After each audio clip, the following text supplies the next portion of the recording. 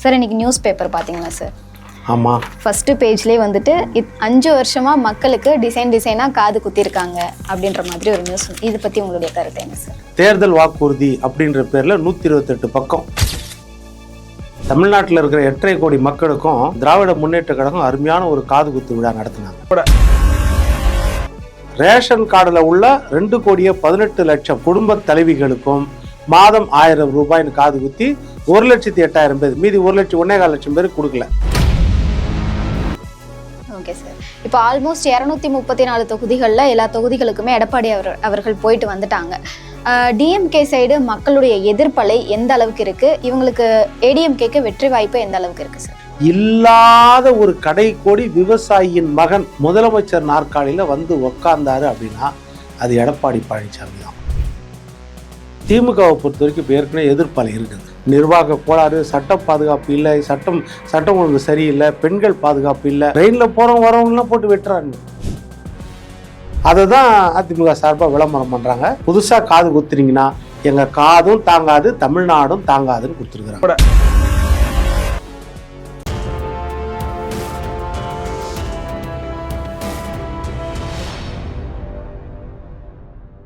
You Tamil நேயர்களுக்கு வணக்கம். இன்றைய நேர்காணல்ல அரசியல் விமர்சகர் பொன்வேல்சன் அவர்கள் நினைச்சிருக்காங்க, பேசலாம். வணக்கம் சார். வணக்கம்மா. சார் இன்னைக்கு நியூஸ் பேப்பர் பார்த்தீங்களா சார்? ஆமாம். ஃபர்ஸ்ட் பேஜ்லேயே வந்துட்டு 5 வருஷமாக மக்களுக்கு டிசைனாக காது குத்திருக்காங்க அப்படின்ற மாதிரி ஒரு நியூஸ். இதை பற்றி உங்களுடைய கருத்து என்ன சார்? 2021 தமிழ்நாட்டில் இருக்கிற 8.5 கோடி மக்களுக்கும் திராவிட முன்னேற்ற கழகம் அருமையான ஒரு காது குத்து விழா நடத்தினாங்க. தேர்தல் வாக்குறுதி அப்படின்ற பேரில் 128 பக்கம். அந்த தேர்தல் வாக்குறுதியில் காது பார்த்திங்கன்னா டிசைனாக குத்துறாங்க. அது பெண்களுக்கு மட்டுமில்லை, ஆண்களுக்கும் சரி, விவசாயிகளுக்கு, இது அரசு ஊழியர்களுக்கு, ஆசிரியர்களுக்கு, பகுதி நேர ஆசிரியர்கள், இடைநிலை ஆசிரியர்கள், அப்புறம் டெட் எழுதின ஆசிரியர்கள், அப்புறம் மருத்துவர்கள், செவிலியர்கள், விவசாயிகள், நெசவாளர்களுக்கு தனி வங்கி கொடுக்குறேன்னு ஒரு காது குத்துனாங்க. அதே மாதிரி விவசாயிகளுக்கு 33வது வாக்குறுதியாக நான் வந்தோடனே உங்கள் கடன்லாம் ரத்து பண்ணிவிடுவேன் அப்படின்னு ஒரு காது குத்துனாங்க. 159வது வாக்குறுதியாக மாணவர்களுக்கு கல்வி கடன் நாங்கள் வந்தோடனே ரத்து பண்ணிவிடுவோன்னு ஒரு காது குத்துனாங்க. பொதுமக்களுக்கு என்ன செய்தாங்கன்னா, தாய்மார்களுக்கு எல்லாருக்கும் ரேஷன் கார்டில் உள்ள 2,18,00,000 குடும்ப தலைவிகளுக்கும் மாதம் 1000 ரூபாய்னு காது குத்தி 1,08,000 பேர், மீதி 1,01,400,000 பேருக்கு கொடுக்கல. இந்த மாதிரி காது குத்துனாங்க. அதுக்கடுத்து பார்த்தீங்கன்னா, அதே தாய்மார்களுக்கு நீங்களாம் சமையல் பண்ணுறதுக்கு கஷ்டப்படுறீங்களே, கேஸுக்கு 100 ரூபாய் நாங்கள் வந்தோடனே குறைப்போம் ஒரு சிலிண்டருக்கு அப்படின்னு காது குத்துனாங்க. அதே மாதிரி ஆண்களுக்கு நீங்கள் போக்குவரத்து போயிட்டு வரீங்க இல்லையா, அதனால நீங்கள் வியாபாரம் பண்ணுறீங்க, வர்த்தகம் பண்ணுறீங்க, எல்லாம் பண்ணுறீங்க, டீசலுக்கு 4 ரூபாய் குறைப்பேன்னு காது குத்துனாங்க, பெட்ரோலுக்கு 5 ரூபா குறைப்பேன்னு காது குத்துனாங்க. இப்படி ஏகப்பட்ட காது குத்தல்கள் திமுக செய்தது.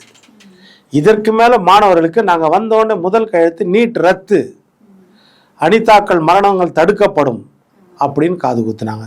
இப்படி ஏகப்பட்ட காது குத்தல்கள் பண்ணி, அப்புறம் இன்னொன்று, தாய்மார்களுக்கு இந்த மாதிரி கரண்ட் பில் உங்களுக்கு அதிகமாகுது, மாதம் நாங்கள் கணக்கு எடுக்கிறோம் இனிமேல், அதனால் உங்களுக்கு வருஷத்துக்கு 6,000 ரூபா மிச்சமாகும் இப்படின்னு காது குத்துறாங்க. தினுசா திமுக காது குத்து பட்டி மக்களுக்கெல்லாம் ஆஹா நம்ம காது ஃபுல்லாக நகை போட போகிறாங்க அப்படின்னு நினச்சாங்க. கடைசியில் அந்த குத்துன ஓட்டைகள் தான் இருந்துச்சு ஒழிய அதில் எந்தவித ஆபரணங்களும் அதில் இல்லை, வெறும் ஓட்டைகளை போட்டாங்க. 5 வருஷம் கழிச்சு இப்போ மறுபடியும் புதுசாக ஒரு தேர்தல் அறிக்கையை கொடுக்குறாங்க. இந்த மாதிரி அதிமுக கொடுத்த தேர்தல் அறிக்கையை காப்பி அடித்து மறுபடியும் இவங்க கொடுக்குறாங்க. எதுவுமே செய்யாமல் மறுபடியும் ஒரு புதுசாக ஒரு காது குத்தல். அதை தான் அதிமுக சார்பாக விளம்பரம் பண்ணுறாங்க. ஏற்கனவே எங்களுக்கு காது குத்திட்டீங்க, மொத்த மடல்லையும் காது குத்தியாச்சு, 2 பக்கமும் புதுசாக காது குத்துறீங்கன்னா எங்கள் காதும் தாங்காது, தமிழ்நாடும் தாங்காதுன்னு கொடுத்துருக்குறாங்க. இதுதான் அதோட சாராம்சம். Okay sir. இப்போ ஆல்மோஸ்ட் 234 தொகுதிகளில் எல்லா தொகுதிகளுக்குமே எடப்பாடி அவர்கள் போயிட்டு வந்துட்டாங்க. டிஎம்கே சைடு மக்களுடைய எதிர்ப்பலை எந்த அளவுக்கு இருக்கு? இவங்களுக்கு ஏடிஎம்கேக்கு வெற்றி வாய்ப்பு எந்த அளவுக்கு இருக்கு சார்?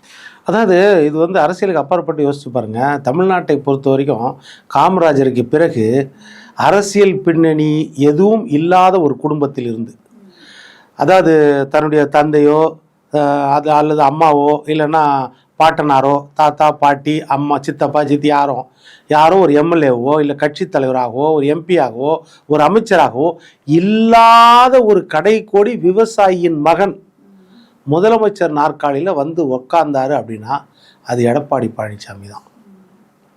மற்றவங்க யாரும் எந்த காலத்துலேயும் அதுக்கப்புறம் காமராஜர் காலத்துக்கு அப்புறம் பெரிய அளவில் அந்த அளவுக்கு வரல. எல்லாமே வந்து ஒரு பின்புலத்தோடு வந்தவங்க தான் இருப்பாங்க. அப்படி இல்லைன்னா மிகப்பெரிய பிரசித்தி பெற்றவங்களாக இருப்பாங்க. அதை புரட்சித் தலைவர் எம்ஜிஆர், செல்வி ஜெயலலிதா அம்மா அவங்களாம் எப்படின்னா ஒரு செரிஷ்மேட்டிக் ஃபிகர், மிகப்பெரிய ஆளுமை உள்ள ஃபிகர். அரசியலுக்கு வர்றதுக்கு முன்னாடி மிகப்பெரிய ஆளுமை, தன்னுடைய ஆளுமையை நிரூபித்து வந்தவர்கள். ஆனால் இந்த மாதிரி ஒரு பாமரன் கடைக்கோடி விவசாயி வந்து உட்காந்து இந்த அளவுக்கு தன்னுடைய ஆளுமையை வளர்த்து கொண்டு அதை நிரூபித்து காட்டினார்னா 2017 2021 வரைக்கும் எடப்பாடி பழனிசாமி தான் தமிழ்நாட்டை பொறுத்த வரைக்கும். அப்போது அவர் வந்து என்ன செய்கிறாரு, இந்த 2024 போன வருஷம் ஜூலை 15ஆம் தேதி காமராஜர் பிறந்த நாள் அன்னைக்கு பிரச்சாரத்தை துவக்குறாரு. 71 வயசில். இப்போ இன்றைக்கி எடுத்துக்கிட்டிங்கன்னா 234 சட்டமன்ற தொகுதியிலே இந்த 6-8 மாதத்துக்குள்ள தொடர்ந்து பிரச்சாரத்தை பண்ணி ஒவ்வொரு தொகுதியிலையும் 3/4 மணி நேரம் 1 மணி நேரம் பேசி அந்த மக்களுக்கு கடந்த 4 வருஷம் நான் என்னெல்லாம் செய்தேன் உங்கள் தொகுதியை பொறுத்த வரைக்கும் அந்த தொகுதியில் ஆழமாக அகலமாக அலசி ஆராய்ந்து புள்ளி விவரத்தோடு சொல்கிறாரு நான் என்னென்ன செய்தேன் உங்களுக்கு. அதே இந்த 5 வருஷம் திமுக என்னென்ன செய்யலை உங்களுக்கு ஏமாத்திருக்குது, மறுபடியும் எனக்கு ஓட்டு போட்டு என்னை ஜெயிக்க வச்சிங்கன்னா நான் மறுபடியும் உங்களுக்கு என்னென்ன செய்வேன்னு தெள்ள தெளிவாக எல்லா பகுதியிலையும் பிரச்சாரம் பண்ணி முடிக்கிறார். எனக்கு தெரிஞ்சு வந்து உலகத்திலே வந்து இந்த மாதிரி ஒரு தேர்தலுக்காக அத்தனை தொகுதிகள்லையும் தானே போய் பிரச்சாரம் பண்ண அந்த வழியாக போவாங்க, ரோட் ஷோ மாதிரி போவாங்க. ஆனால் ஒவ்வொரு தொகுதியிலும் 3/4 மணி நேரம் பேசின ஒரு மனுஷன் இருக்காருன்னா அவர் இந்த தலைவர் எடப்பாடி பழனிசாமி தான், அதிமுக தான். அப்படி இருக்கும்போது திமுகவை பொறுத்த வரைக்கும் இப்போ ஏற்கனவே எதிர்ப்பாளி இருக்குது, ஏகப்பட்ட அதிருப்தி எல்லா விஷயத்திலையும்.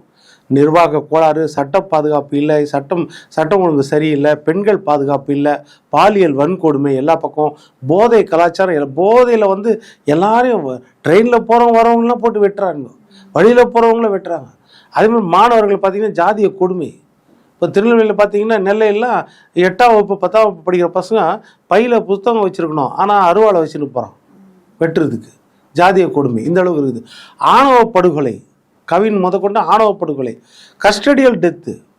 நீங்கள் ஒரு கல்பிரிட்டை, ஒரு குற்றவாளியை, ஒரு ரவுடியோ ஒரு திருடனையோ பிடிக்கிறதுக்கு ஓடி போகிறீங்க. அப்போ அவன் ஏதோ ஆயுதத்தை எடுத்து சுட்டான்னா இல்லை ஆயுதத்தை எடுத்து வெட்டினான்னா நீங்கள் சுட்டிங்கன்னா நியாயம். உங்கள் கஸ்டடியில் இருக்கிறவன், உங்கள் காவல்துறை கஸ்டடி, நீதிமன்றம் உங்கள் காவல்துறை உங்கள் கஸ்டடியில் கொடுத்துருக்குது, அவனை போய் எப்படி என்கவுண்டர் பண்ணுவீங்க? விசாரணை பண்ணுறன்னு விதத்தில் என்கவுண்டர் பண்ணுறீங்க. அப்போ இந்த மாதிரி கிட்டத்தட்ட வந்து 37 என்கவுண்டர் நடந்திருக்குது. இப்போ அஜித்குமார் திருபுவனம் சிவகங்கை கோவில் காவலாளி, அவனை என்னன்னா இல்லீகல் கூலிப்படையாக போலீஸ் மாதிரி பண்ணியிருக்குது. கஸ்டடியல் டெத்தை தாண்டினது இது, இல்லீகல் கஸ்டடியல் டெத்து. அவன் முகத்தெல்லாம் என்ன போதிருக்காங்கன்னா மிளகாப்பொடியை தூவி அவனை அவ்வளோ வன்கொடுமை செய்து கொலை பண்ணியிருக்காங்க. அப்போது இதெல்லாம் வந்து இந்த திமுக ஆட்சியில் தானே. இவ்வளவு நடந்த பிறகு heart of the city Chennai சிட்டியில் ஆம்ஸ்ட்ராங் ஒரு தலைவர், ஒரு கட்சியின் தலைவர் படுகொலை செய்யப்படுகிறார். இதெல்லாம் நடந்த பிறகும் திரு ஸ்டாலின் அவர்கள் பொறுப்பு டிஜிபி போடுறாரு. ஒரு நிரந்தர டிஜிபி போடாமல் 8 சீனியர்களை தாண்டி 9வது இருக்கிற ஒரு ஜூனியரை அவரை கொண்டு வந்து பொறுப்பு டிஜிபியாக போகிறாரு. அப்போ தமிழ்நாட்டில் சட்டம் ஒழுங்கு எப்படி இருக்கும்? இந்த நிலைமை இருக்குது. இதை எடுத்து சொல்கிறாரு எடப்பாடியார் மக்கள் மத்தியில். அப்போ எடப்பாடியார் பிரச்சாரம் எடுபடுது. ஒற்றை மனிதனாக இப்போ எதிர்கட்சி வரிசையில் பார்த்தீங்கன்னா யாரோ இருப்பாங்க. ஒரு குடும்பத்திலேருந்தே எடுத்திங்கன்னா ஸ்டாலின் இருப்பார், உதயநிதி இருப்பார், தயாநிதி மாறன் இருப்பார், கனிமொழி இருப்பாங்க, அத்தனை பேரும் பிரச்சாரத்தில் இருப்பாங்க. இதில் பேக் போனில் வந்து மருமகன் சபரீசன் இருப்பார். ஆனால் இந்த பக்கம் பார்த்தீங்கன்னா எடப்பாடி பழனிசாமி, அவருக்கு பக்கத்துணையாக மற்ற கட்சி தலைவர்கள். ஒரு பக்கம் அன்புமணி இருக்கார், ஒரு பக்கம் அம்மா மக்கள் முன்னேற்ற டிடிவி தினகரன் இருக்கார், அதே மாதிரி பார்த்திங்கன்னா தமிழ் மாநில காங்கிரஸ் தலைவர் வாசன், இப்படி பிஜேபி தலைவர் நயனா நாகேந்திரன், தமிழிசை சவுந்தரராஜன், அண்ணாமலை, இப்படி எல்லாரும் இவங்க வந்து தனித்தனி தலைவர்கள். அந்த கட்சியை பொறுத்த வரைக்கும் அவர் மட்டும்தான் பிரச்சாரத்தில் முன்னணியில் இருக்கிறார் எடப்பாடி பழனிசாமி. அப்படின் போது மக்கள் வந்து என்ன யோசிக்கிறாங்கன்னா, சொத்து வரி உயரில், மின்சார கட்டணம் உயரில், எடப்பாடி ஆட்சியில் கொரோனாவை திறமையாக கையாண்டார். முதல் கொரோனா தான் இருக்கிறதுலே ரொம்ப கஷ்டம், அந்த நேரத்துலையும் நல்லா பண்ணார். அதே மாதிரி மக்கள் கொஞ்சம் பாதுகாப்பும் இருந்தாங்க எல்லா பக்கம். எங்கன்னா தவறு நடந்தால் உடனே நடவடிக்கையும் எடுத்தார், நிம்மதியாக இருந்துச்சு. இப்போ திமுக ஆட்சியில், ஸ்டாலின் ஆட்சியில் நிம்மதி இல்லை. எங்கே பார்த்தாலும் கட்ட பஞ்சாயத்து, எங்கே பார்த்தாலும் ஊழல், எங்கே பார்த்தாலும் அடக்குமுறை. அந்த அளவுக்கு பெண்களுக்கு பாதுகாப்பு இல்லை, அந்த மாதிரி இருக்குது. அப்படி இருக்கும்போது அந்த ஆட்சியே நிம்மதி அப்படின்னு யோசிக்கிறாங்க மக்கள். கண்டிப்பா சார். இப்போ திரு மு.க. ஸ்டாலின் அவர்கள் சொல்லும்போது இந்த தேர்தல் டெல்லிக்கும் தமிழ்நாட்டுக்குமான தேர்தல் அப்படின்னு சொல்லியிருக்காரு. எடப்பாடியார் சொல்லும்போது இது ஒரு குடும்பத்துக்கும் டிஎம்கேக்கும் உண்டான தேர்தல் அப்படின்னு சொல்லியிருக்காரு. இது பற்றின உங்களுடைய கருத்து சார்? இப்போ நடக்க போகிறது சட்டமன்ற தேர்தல். இப்போ ஸ்டாலின் ஏன் இப்படி சொல்லி ஏமாத்துறாருன்னு தெரியல. 67லேருந்து இதே மாதிரி தான் திமுக ஏதாவது ஒன்று சொல்லிட்டு இருக்குது. என்னன்னா இது டெல்லிக்கும் தமிழ்நாட்டுக்கும். அப்போ காங்கிரஸ் ஆட்சி, அராஜக காங்கிரஸ் ஆட்சி, எமர்ஜென்சியை கொண்டு வந்த கொடும்பாவிகள் அந்த காங்கிரஸ் ஆட்சி, அதை எதிர்த்து நாங்கள் நிற்கிறோம் அப்படின்னு சொல்லி அங்கே எப்போல்லாம் மைனாரிட்டி ஆட்சி வருதோ அப்போல்லாம் இவங்க போய் அங்கே அமைச்சர் பதவி உட்காந்துக்குவாங்க. அப்போ எந்த உரிமையும் கொண்டு வர மாட்டாங்க தமிழ்நாட்டுக்கு. கல்வியை பொதுப்பட்டியலேருந்து மாநில பட்டியலுக்கு மாட்டிருக்கலாம், கச்சத்தீவை மீட்டு கொண்டு வந்திருக்கலாம், தமிழை இந்தியாவின் அலுவல் மொழியாக மாற்றிருக்கலாம், ஹிந்தி பொது மொழியாக இருக்கணும் அப்படின்னு சொல்கிறத அதில் அரசியல் சாசன சட்டத்தில் திருத்தம் கொண்டு வந்திருக்கலாம், ஆளுநருக்கு மசோதாக்களை பாஸ் பண்ணுறதுக்கு டைம் ஃப்ரேம் கொண்டு வந்திருக்கலாம், இல்லைன்னா ஆளுநர் பதவியே வேணாம், ஆட்டுக்கு தாடி நாட்டுக்கு கவர்னர் எதுக்குன்னு சொன்னாங்கல்ல, அதை மாற்றிருக்கலாம். இது எதையுமே செய்யாமல் எங்களுக்கு விமான போக்குவரத்து துறை கொடுங்க, எங்களுக்கு கப்பல் போக்குவரத்து துறை கொடுங்க, எங்களுக்கு தகவல் தொழில்நுட்பம், ஏன்னா அதில் தான் சம்பாதிக்க முடியும், இதையெல்லாம் கொடுங்க கொடுங்க கொடுங்க கேட்டு வாங்கிக்கின்னு எங்களுக்கு சாதகமான கவர்னராக சுர்ஜித் சிங் பர்னாலாவை கொடுங்க. அப்போ இவங்களுக்கு கவர்னர் தேவை. இவங்க மத்தியில் ஆட்சியில் இருக்கும்போது, இப்படி ஆட்சியில் இருக்கும்போது தனக்கு வேண்டியதெல்லாம் வாங்கிட்டு தமிழ்நாட்டுக்குரிய உரிமையை எதையுமே வாங்காமல், முல்லை பெரியாரில் உரிமையை வாங்கினாங்களா, காவிரி பிரச்சனையில் உரிமையை வாங்கினாங்களா, எதுலையாவது உரிமையை வாங்கினாங்களா? எதுவுமே வாங்கல. 18 வருஷம் மத்தியில் ஆட்சியில் இருந்தாங்க திமுக. இந்தியாவே ஆளக்கூடிய ஒரு மாநில கட்சியாக இந்தியாவில் இருந்த ஒரே கட்சி திமுக தான் 18 வருஷம். மற்ற கட்சிகளும் 6 மாதம் இருந்திருக்கும், 1 வருஷம். திமுக மட்டும்தான் மக்கள் இந்தியாவை ஆளக்கூடிய வாய்ப்பாக 18 வருஷம் கொடுத்தாங்க. அப்போ நீங்கள் தமிழ்நாட்டை வாழ வச்சிருக்கலாம்ல, தமிழ்நாட்டை ஆள வச்சிருக்கலாம்ல. அதை செய்யாமல் இவங்களுக்கு இப்போ வாய்ப்பு இல்லைன்னு தமிழ்நாட்டின் உரிமை டெல்லிக்கும் தேர்தல். இது சட்டமன்ற தேர்தல். சட்டமன்றத்தில் நீங்கள் கொடுத்த வாக்குறுதியெல்லாம் நிறைவேற்றிட்டீங்களா? நான் அரசு ஊழியர், நான் என்ன எதிர்பார்ப்பேன்? அரசு ஊழியர்னா, ஐயா போன தடவை எங்கள் போராட்டம் பண்ணும்போது நீங்கள் உட்காந்து சொன்னீங்க, எதிர்கட்சி தலைவர் ஸ்டாலின், உங்களுக்கு பங்களிப்பு இல்லாத பழைய ஓய்வூதியம் கொடுக்குறேன்னு சொன்னீங்க, ஓல்டு பென்ஷன் ஷேர் போடாமல் கொடுக்குறேன்னு சொன்னீங்க. இப்போ என்கிட்ட 10% கேட்குறீங்க. இதை போய் இப்போ எங்களை ஏமாத்துறக்காது தானே இது. இதே மாதிரி தானே எல்லா இடத்துலையும். அப்போது மருத்துவர்களுக்கும் இதே மாதிரி தான், செவிலியர்களுக்கும் இதே மாதிரி தான், ஆசிரியர்கள். நீங்கள் ஆசிரியர்களை அங்கே டிஓ ஆஃபீஸில் போராடினா விடிய காலில் கைது பண்ணி எடுத்துகிட்டு போய் எங்கன்னா காட்டுக்குள்ளே கொண்டு விட்றீங்க, எங்கேயோ கொண்டு விட்டு இங்கேருந்து போங்கன்றீங்க. மாற்றுத்திறனாளிகளுக்கு அப்படி தான் பண்ணீங்க. தூய்மை பணியாளர்கள் கார்பரேஷன் எதிர உட்காந்து 13 நாள் அந்த விளிம்பு நிலை தாய்மார்கள், பெரும்பாலும் பட்டியலின மக்கள், அந்த தாய்மார்கள் தான் குடும்பத்தையே காப்பாற்றணும். 13 நாள் போராடுறாங்க. அவங்க போராடுறது என்னதுமா? நிரந்தர வேலை கேட்கல, அவங்க பெரிய இது கேட்கல. 18,500 ரூபாய் சம்பளம், அதை 14,000 ஆக்கிறீங்க. எங்களோட மொத்த வருமானம், குடும்ப வருமானம் போயிடுது, அதை எங்களுக்கு நிரந்தரம் பண்ணி கொடுங்கன்னு சொல்கிறாங்க. இதே எதிர்கட்சி தலைவராக ஸ்டாலின் இருக்கும்போது அதிமுக ஆட்சியில் இந்த தூய்மை பணியாளர் போராட்டம் பண்ணும்போது அங்கே உட்காந்து அவங்களுக்கு எழுத்துப்பூர்வமான உறுதி கொடுத்தாரு. இந்த மாதிரி அதிமுக ஆட்சியில் நிறைய தற்காலிகம் பண்ணிட்டாங்க, நாங்கள் வந்தால் உங்களுக்கு நிரந்தர வேலை கொடுப்போன்னு. அவங்க தேர்தல் வாக்குறுதியிலையும் 143வது வாக்குறுதியாக 285வது வாக்குறுதியாக கொடுத்துருக்காரு, நாங்கள் வந்தால் உங்களை நிரந்தரம் பண்ணுவோன்னு. ஆனால் 13 நாள் கழித்து அவங்கள அந்த இடத்துல இரவோ அடித்து விரட்டி அதுக்கு பிறகு அவங்களுக்கு போராட்ட கிழமையே கொடுக்கல. அப்பேற்பட்ட ஆட்சி இந்த ஆட்சி. அப்போ யோசிச்சு பாருங்கள். அப்போது டெல்லிக்கான தேர்தல் நீங்கள் மடை மாற்றினீங்கன்னா இதில் என்ன? அதுதான் எடப்பாடியார் சொல்கிறாரு, தமிழ்நாட்டை சுரண்டி கொண்டிருக்கின்ற ஒரு குடும்பத்திற்கும் தமிழ்நாட்டு மக்களுக்குமான தேர்தல் இது. இது டெல்லியெல்லாம் டெல்லியை காமிச்சு தான் 2019 39 தொகுதியில் 38 தொகுதி ஜெயிச்சிட்டிங்க தமிழ்நாட்டில். டெல்லியை காமிச்சு தான் 2024 நாடாளுமன்ற தேர்தலில் பாண்டிச்சேரி சேர்த்து 40 தொகுதியும் ஜெயிச்சிட்டிங்க.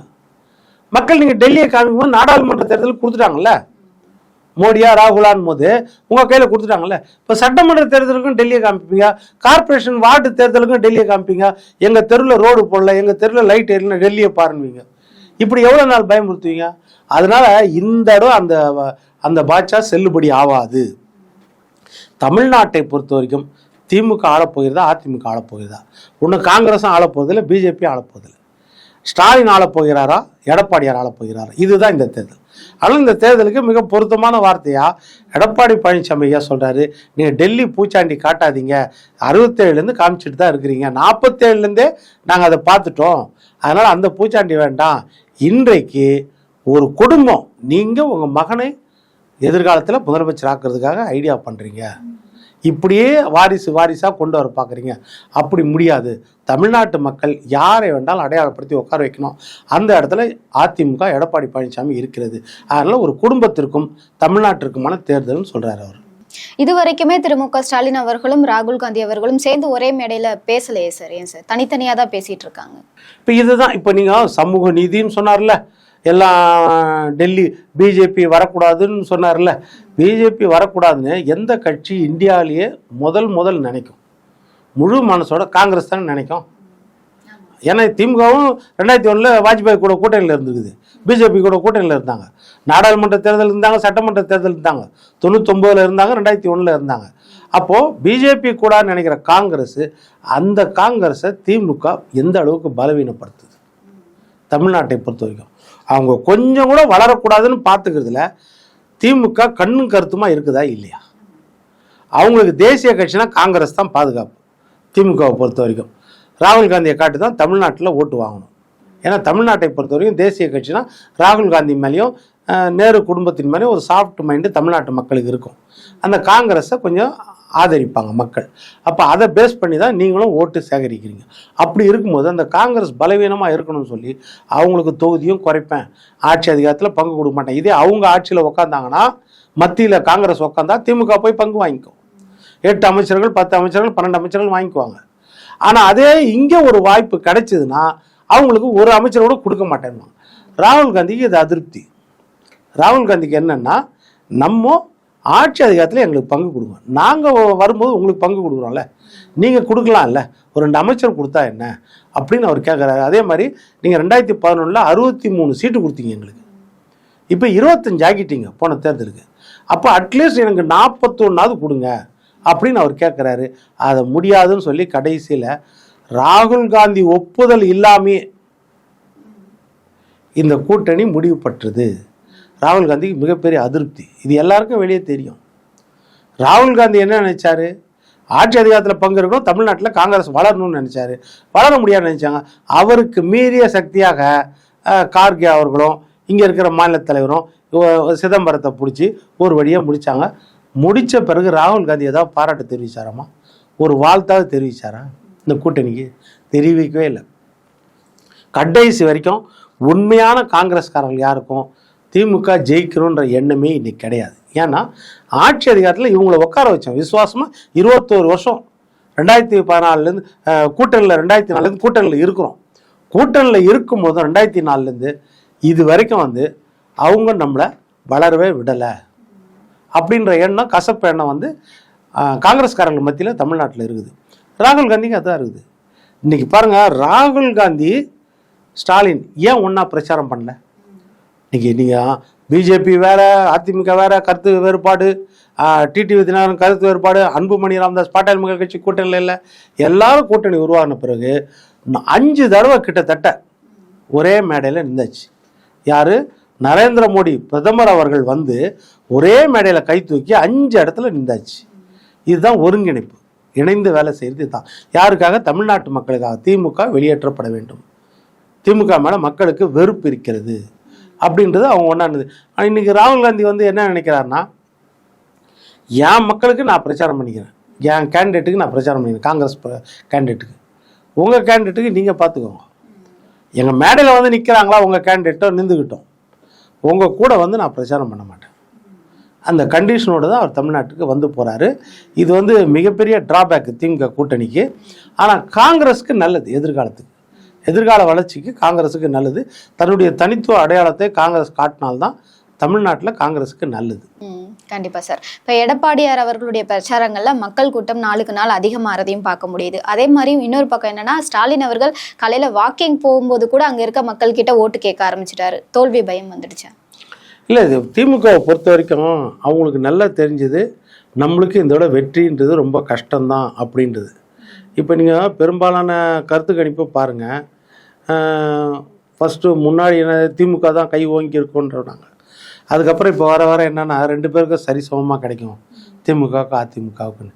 நம்மளுக்கே தெரியும், பெரும்பாலான கருத்து கணிப்பாளர்கள் திமுக ஃபேவராக தான் இருப்பாங்க. ஏன்னா அவங்கள வந்து திமுக தன்னுடைய ஆளுகைக்கு கீழே கொண்டு வந்து ரொம்ப நாள் ஆச்சுன்னு நல்லா தெரியும். அப்பேற்பட்ட நிலைமையிலேயே கடைசியாக வந்து வேறு வழி இல்லாமல் திமுகவுக்கும் அதிமுகவுக்கும் கிட்டத்தட்ட ஒரே மாதிரி தான் ஓட்டு வரும், ஒரே மாதிரி தான் சீட்டு வரும்னு சொல்கிறாங்கனாலே அதிமுக அறுதி பெரும்பான்மையோடு ஜெயிக்கக்கூடிய வாய்ப்பு இருக்கிறது. அப்போ அதை பட்டும்படாமல் சொல்லணுன்றதுக்காக கொஞ்சம் முன்னாடி வரலாம், கொஞ்சம் பின்னாடி வரலாம் அப்படின்ற மாதிரி சொல்லி வச்சிட்டாங்கன்னா நாளைக்கு பேசுறதுக்கு சரியாக இருக்கும் இந்த கருத்து கணிப்பாளர்களுக்கு. அதனால பட்டும்படாமல் சொல்கிறாங்க. இவங்க இப்படி சொல்கிறாங்கனாலே அதிமுக மிகப்பெரிய முன்னணியில் இருக்குது, அதிமுக கூட்டணின்றது தான். எதிர்பாராத விதத்தில் அமைச்சர்களும், நிறைய அமைச்சர்கள் இன்றைக்கி அமைச்சர்கள் தோக்கடிக்க போகிறாங்க. தமிழ் மாநில காங்கிரஸ் தலைவர் வாசன் கூட சொல்லும்போது என்ன சொன்னார் தெரியுமா? 3 அமைச்சர்கள் தொகுதி எங்களுக்கு கொடுத்துக்கிறாங்கன்னா அதுதான் எங்களுக்கு அட்வான்டேஜ்ன்றாரு. அதாவது திமுக எம்எல்ஏக்கள் மேலே மக்களுக்கு அதிருப்தி இருக்குதுன்னா திமுக அமைச்சர்கள் மேலே அதிருப்தியை தாண்டிய வெறுப்பு இருக்கிறது. அதை அறுவடை செய்யக்கூடிய இடத்துல நாங்கள் இருக்கிறோம். அதனால் நிறைய அமைச்சர்கள் தோற்கக்கூடிய வாய்ப்பு இருக்கிறது அப்படின்னு சொல்கிறாங்க. எந்த புது கட்சி வந்தாலும் சரி, இன்றைக்கி நடிகர் கட்சி வந்திருக்குது, விஜய் கட்சி வந்திருக்கு, அந்த கட்சி வந்திருக்கு, எந்த கட்சி வந்தாலும் அதுதான் திமுக நம்ம அதிமுக தலைவர் எடப்பாடி பழனிசாமி ஒரு வார்த்தை சொல்கிறார். இப்போ எப்படி திமுக தலைவர் சொல்கிறாரோ, நீங்கள் அதிமுக ஓட்டு போட்டிங்கன்னா அது பிஜேபிக்கு போடுற ஓட்டு அப்படின்னு சொன்னாரோ, அதே மாதிரி ஏடிஎம்கே தலைவர் எடப்பாடி பழனிசாமி என்ன சொல்கிறாருன்னா, நீங்கள் எங்களுக்கு போடாமல் வேற கட்சிக்கு போடுற ஓட்டு வந்து திமுகவுக்கு போடுற ஓட்டு. திமுகவை மறுபடியும் ஆட்சி வர வைக்கணும். உங்களோட விருப்பம் என்ன? இன்னைக்கு தாவேக்கானாலும் சரி, நாம் தமிழர் கட்சினாலும் சரி, உங்களுடைய விருப்பம் என்ன? திமுக வரக்கூடாது. அதுதானே முதன்மை காரணம். இன்னைக்கு ஆட்சியிலேருந்து திமுக இறக்கப்பட வேண்டும். ஏன்னா மக்கள் விரோத ஆட்சி, இதை தானே எல்லா இடத்துலையும் பிரச்சாரம் பண்ணுறீங்க. அப்போது இந்த ஓட்டு செதறக்கூடாது அப்படின்னா அந்த மக்களுக்கு கேட்குறாங்க, எந்த இக்கட்டான சூழ்நிலை 41 பேர் மரணத்தப்பெல்லாம் உங்களை ஆதரிச்சோமோ, அதே மாதிரி இளைஞர்களே உங்களுக்கு நான் என்ன செய்தேன்? இன்னைக்கு ஜென்சி கிட்ட இருக்கிறாங்க.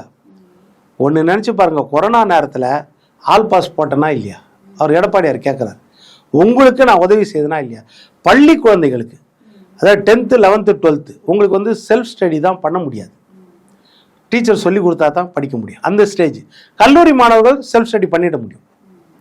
பள்ளி மாணவர்கள் தன்னால் புக்கை வச்சுட்டு படிக்க முடியாது, ஒரு ஆசிரியர் சொல்லி கொடுத்தா தான் படிக்க முடியும். ஸ்கூல் கிடையாது கொரோனா நேரத்தில். அப்போது இவங்களுக்கு இந்த ஸ்டேஜில் ஒரு வருஷம் போயிடுச்சுன்னா எதிர்காலமே போயிடும். அந்த அடலசன் ஸ்டேஜில் அந்த பிள்ளைங்களுக்கு தெரியாது. அதனால பள்ளி குழந்தைகளுக்கு ஆல் பாஸ் போட்டார் அன்னைக்கு. அதே மாதிரி கல்லூரிகளுக்கு என்ன செய்தார்னா, ஆன்லைன் வகுப்பு நடத்தி ஆன்லைன்லேயே தேர்வு எழுத வச்சு அவங்கள பாஸ் பண்ண வச்சார். அப்போ சொல்கிறாரு, இன்னைக்கு நீங்கள் முடிச்சு வேலைக்கு போகிறீங்க, இன்னைக்கு நீங்கள் கல்லூரி படிக்கிறீங்கன்னா நீங்கள் பெருமையாக நிறைய பேர் சொல்லுவாங்க, ஐயா நான் கொரோனா பேட்ச்னுவாங்க. ஏன்னா அன்னைக்கு எனக்கு ஒரு வருஷம் வேஸ்ட் ஆகாதாலும் நான் படிக்கிறேன். அப்போ உங்களுக்கு இதெல்லாம் செய்து காலனி செருப்பு கொடுத்து, பை கொடுத்து, புத்தகங்கள் கொடுத்து, நீங்கள் ஓட்டுறதுக்கு சைக்கிள் கொடுத்து, விஞ்ஞானம் உங்கள் கையில், லேப்டாப்பை உங்கள் கையில் கொடுத்து, இப்படியெல்லாம் உங்களை பாதுகாத்து அறிவை வளர்த்த அதிமுக. இந்த இவ்வளவும் உங்களுக்கு செய்து மேலே கொண்டு வந்த பிறகு உங்களுக்கு விதையை போட்டு, உரம் போட்டு, தண்ணி ஊற்றி பாதுகாப்பாக வளர்த்த கொடுத்த பிறகு அதில் வர்ற பழத்தை, கனியை போய் இன்னொருத்தருக்கு கொடுக்கலாமா? நீங்கள் அது யார் வளர்த்தாங்களோ அவங்களுக்கு தானே கொடுக்கணும், அதுதான் நியாயம். அதனால் அதிமுகவுக்கு ஓட்டு போடுங்கன்னு அந்த இளைஞர்களை பார்த்து உருக்கமாக சொல்கிறாரு. நிறைய பேருக்கு அது வந்து தெரியும். ஏன்னா அந்த 41 கரூர் மரணத்தப்போ கூட இவர் வந்து நியாயத்தின் பக்கம் நிற்கும்போது விஜய் ரசிகர்கள் நிறைய பேர் என்னன்னா, அவங்களுடைய அந்த பற்றையும் தாண்டி, விஜய் மேலே இருக்கிற பற்றையும் தாண்டி நன்றி கடனுக்காக கொடி அசைச்சாங்க வந்து அதிமுக கூட்டத்தில் நின்று, அதை பார்த்தாங்க. அதனால சொல்கிறாரு, இந்த தேர்தலை பொறுத்த வரைக்கும் திமுக வெளியேற்றப்பட வேண்டும் என்றால் ஓட்டை சிதறடிக்காமல் ஒரே பக்கமாக அதிமுகவுக்கு போடுங்க அப்படின்றது வேண்டுகோள் விடுக்கிறார். ஓகே சார், இப்போ மகளிர் இடஒதுக்கீடு விஷயத்துல திமுக பண்றது எல்லாமே நெகட்டிவா இருக்கு, எதிர்ப்பு தெரிவிக்கிற மாதிரி இருக்கு. இதுல ஏடிஎம்கே உடைய நிலைப்பாடு என்ன சார்? இப்போ மகளிர் இடஒதுக்கீடு வந்து என்னன்னா, தொகுதி மறுவரை கூட சேர்ந்தது, டீலிமிட்டேஷன் கூட சேர்ந்ததுன்னு ஏன் சொல்றாங்க அப்படின்னா, இப்போ அரசியல் சாசன சட்டத்தில் எழுதிடுது, ஆர்டிகல் 170 ஆர்டிகல் 82 ரெண்டும். ஆர்டிகல் 170 என்ன, சட்டமன்றத்துக்கான சட்டசபை, அதாவது தொகுதி மாநிலங்களுக்கான மறுவரை. ஆர்டிகல் 82 வந்து லோக்சபாக்காக, நாடாளுமன்றத்துக்காக மறுவரை. 10 வருஷத்துக்கு ஒரு தடவை மக்கள் தொகை அடிப்படையில் நீங்கள் வந்து தொகுதிகளை எண்ணிக்கையை உயர்த்துறதோ குறைக்கிறதோ செய்யணும் அப்படின்னு அரசியல் சாசனத்தில் இருக்குது. 51 பண்ணாங்க, 61 பண்ணாங்க, 71 பண்ணாங்க. 71க்கு பிறகு எமர்ஜென்சி காலத்தில் இந்திரா காந்தி என்ன செய்தாங்கன்னா ஃபேமிலி பிளானிங் திட்டம் கொண்டு வந்தாங்க, குடும்ப கட்டுப்பாடு. அதை தீவிரமாக பயன்படுத்தணும் அப்படின்னு. நாம் இருவர் நமக்கு இருவர், அப்புறம் நாம் இருவர் நமக்கு ஒருவர், அப்புறம் நாமே இருவர் நமக்கு எதற்கு குழந்தை, நாமே குழந்தை நமக்கு எதிர்க்கு, இந்த மாதிரி கொண்டு வந்து குடும்ப கட்டுப்பாடு கொண்டு வந்தாங்க, மக்கள் தொகை பெருக்கத்தை கட்டுப்படுத்தணும். தென் மாநிலங்கள் நல்லா கடைபிடிச்சாங்க, வட மாநிலங்கள் பெரிய அளவில் கடைபிடிக்கல. அப்போ 1971 அப்போ பிரகாரம் பார்த்தா 8 நம்ம தமிழ்நாட்டு மக்கள் தொகை வந்து அப்போ வந்து இருந்தது 4 கோடி. உத்தரப்பிரதேச மக்கள் தொகை 8 கோடி. 1:2. இங்கே ஒரு எம்பினா அங்கே 2 எம்பி அப்படி வச்சாங்க. நம்மளுக்கு 4 கோடி, அங்கே 8 கோடி.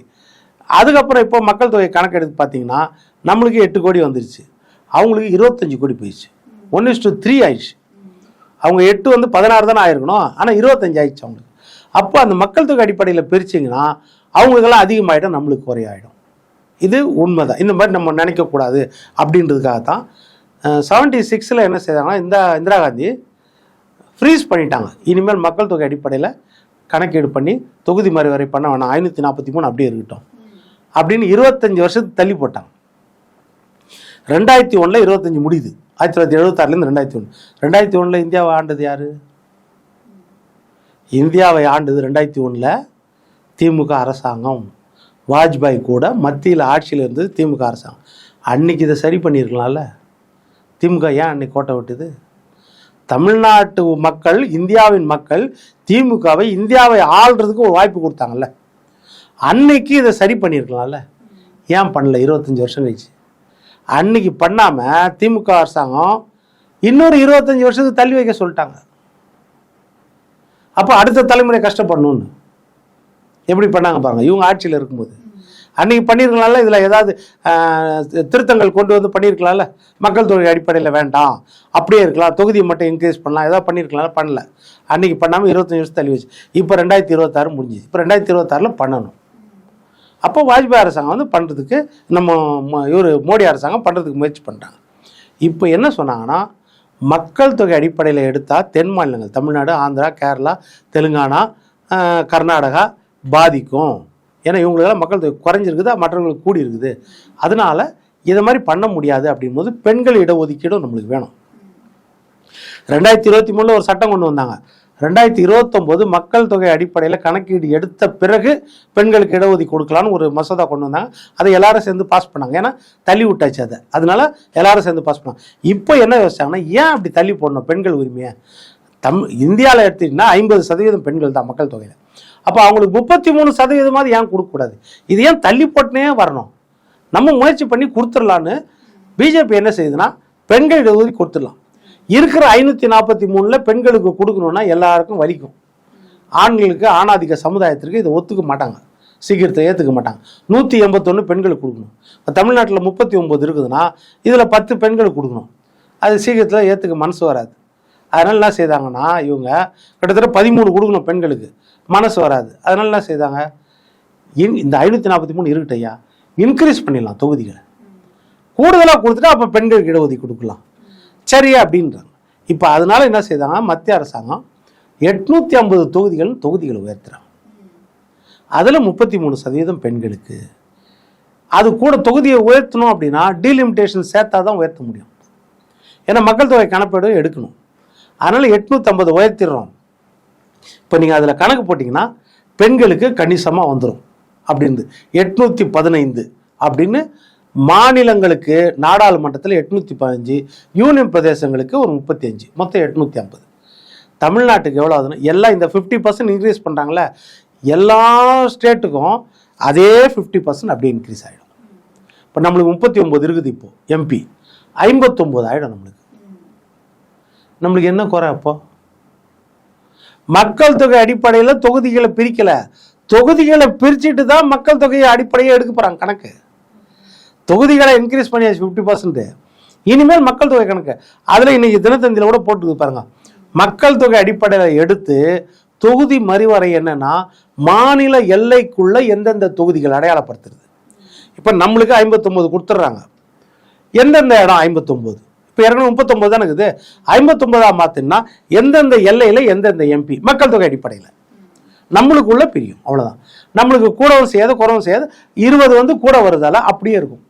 இப்போ நம்ம சதவீத அடிப்படையில் பார்த்தீங்கன்னா இந்தியாவோட ரெப்ரசன்டேஷன் 100 எம்பி அங்கே இருக்கிறாங்கன்னா 7.18 எம்பி தமிழ்நாட்டு எம்பி. இதுதான் நம்மளுக்கு குறையக்கூடாது. 107% நம்ம வாங்கியிருக்கோம்.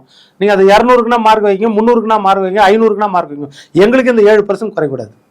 107னா 200க்கு 14 வரணும், அப்படி தானே வரணும். 300க்கு 21 வரணும், அப்படி தானே வரணும். இது குறையக்கூடாதுல்ல. அப்படி குறையாம தானே இப்போ வருது. 7.18 39 எம்பி இருக்கும்போது 59 எம்பியா தமிழ்நாட்டில் மாறிச்சுன்னா 7.26 கூட வருது. 7.18 விட 7.26 கூட வருது. இப்போ நீங்கள் 50% இன்க்ரீஸ்ன்னு கணக்கு படிக்கணும் வச்சுக்கோங்க. 39 எவ்வளோ வரணும்? 58 வரணும். அரைன்னு கொடுக்க முடியாது, 59 கொடுக்குறாங்க. அப்போ கூட தான் நம்மளுக்கு வருது. ஒரு பக்கம் எவ்வளவு காலம் பெண்கள் அடக்குமுறையிலே இருப்பாங்கம்மா, வெளியே வர முடியாதபடி எந்த அளவுக்கு இருப்பாங்க. அப்போ அந்த பெண்களுக்கு பிரதிநிதித்துவம் கொடுக்கணுன்றது ஒரு கனவு, அது நூற்றாண்டு கனவு. அது 33% உள்ளே வந்துடும். சரியா? கரெக்டாக வந்துடுதா?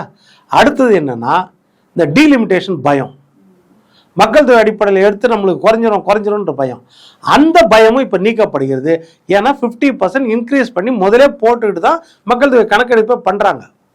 அப்போது நம்மளுடைய பிரதிநிதித்துவம் குறைஞ்சிருமா தமிழ்நாட்டு தென் மாநிலங்கள், அதுவும் இங்கே காலி ஆயிடுது. அப்போ 2 விஷயத்திலையும் இது 50 வருஷ கனவு. நம்ம 2 தடவை 25 வருஷம் ஃப்ரீஸ் பண்ணியாச்சு மக்கள் தொகை அடிப்படையில் எடுக்கக்கூடாதுன்னு. அதனால அதையும் டீலிமிட்டேஷனுக்கும் அவங்க அமெண்ட்மெண்ட் கொண்டு வந்து தொகுதி மறுவரையும் மாநில எல்லைகளுக்குள்ள நீங்கள் மறுவரை பண்ணிக்கலாம். மாநிலத்திற்கு கொடுத்த தொகுதிகள் அப்படியே தான் இருக்கும். 39 59 ஆயிடுது. அது அப்படியே, அது மாறாது, அது கூடாது, குறையாது. மக்கள் தொகை அடிப்படையில் நீங்கள் தொகுதிகள் எல்லையை மாற்றிக்கலாம். அப்படி இப்போ மத்திய சென்னை இது, மத்திய சென்னையில் ஒரு எல்லை குறையும், கூடும். இல்லை மத்திய சென்னை 2ஆக பிரிஞ்சு 2 எம்பி ஆகலாம், வட சென்னை 2 எம்பி ஆகலாம், இந்த மாதிரி மதுரை 2 எம்பி ஆகலாம். இப்படி இதை இதுதான் அந்த டீலிமிட்டேஷனில் அமெண்ட்மெண்ட் கொண்டு வரதுக்கு பிஜேபி அதுதான் முயற்சி பண்ணாங்க. முதல்ல தொகுதிகளை முடிவு பண்ணிடலாம், ஏன்னா பயப்படுறாங்கல்ல, தென் மாநிலங்கள் பாதிக்கப்படக்கூடாது, தொகுதிகளை முடிவு பண்ணிடலாம். அப்புறம் மக்கள் தொகை அடிப்படையில் அந்த தொகுதி எல்லையை மறுவரை பண்ணலாம். அப்படின்னா இதை திமுகவும் எதிர்கட்சிகளும் வெறும் அரசியலுக்காக குழப்பி அதை கொண்டு வராங்க, இதை கொண்டு வராங்க, பயமுறுத்தி மகளிர் இடஒதுக்கீடையும் நிறுத்திட்டாங்க, தமிழ்நாட்டுக்கு 20 எம்பி கூட கிடைக்கிறதையும் தடுத்து நிறுத்திட்டாங்க. இது சரித்திரத்தில் திமுக மேலே மிகப்பெரிய பழியைத்தான் கொடுக்கும். இப்போ தெரியாது, ஒரு 50-60 வருஷம் கழிச்சோ இல்லை 20 வருஷம் கழிச்சோ இதை எல்லாரும் சுட்டி காட்டுவாங்க. அன்றைக்கி திமுகவால் தான் அந்த உரிமை போச்சுன்றதை சொல்லி காட்டுவாங்க. இதை எடப்பாடியார் தெளிவாக சொல்கிறார். நீங்கள் மாநில உரிமையான பெண்கள் உரிமை, பெண்களுக்கு ஒரு உரிமையை முதல்ல கொடுங்க, அதுக்கு போய் ஏன் பயப்படுறீங்க அப்படின்னு சொல்கிறாரு. அது நியாயமான வார்த்தை தான். கண்டிப்பாக சார். எலெக்ஷன் சம்மந்தமாக நிறைய விஷயங்கள் பகிர்ந்திருக்கீங்க. நன்றி. நன்றிம்மா.